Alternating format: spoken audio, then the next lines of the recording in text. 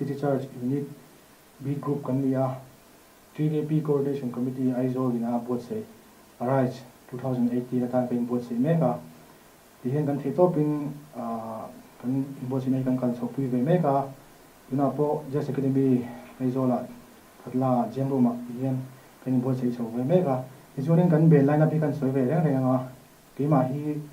arwata bizaris kan ya izun kadinglam pangami hi zorte ya kan basis tu nia izun ka veilam pangami mechi hi dami kan vocalist tu nia apia chiami hi minga kan keyboardist nia izun apia le minga apia le chiami hi sang te ya kan drummer tu nia izun apia beta thu so uricharta 3KP beat group in charge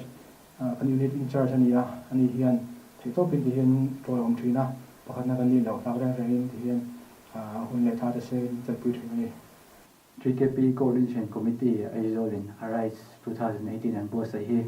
kini thalai tan chuan he Arise 2018 he alu emma nakin loka zai froi tu te zai pol conductor tu te kan nia he Arise si kumdang ate po boss ai choje se tin kini thalai chuan kan du emma ni 3KP Coordination Committee Aizol in Arise 2018 award sai don ani ti kan shet khan keini City Church Unit 3KP chuan kan lo phurin in board sai na an kalpui ngal ro propa he unit soi tu te pon min phur pui ma kong en ki ma min lak puya full support min pe ani 3KP Coordination Committee 2000 Coordination Committee Aizol in Arise 2018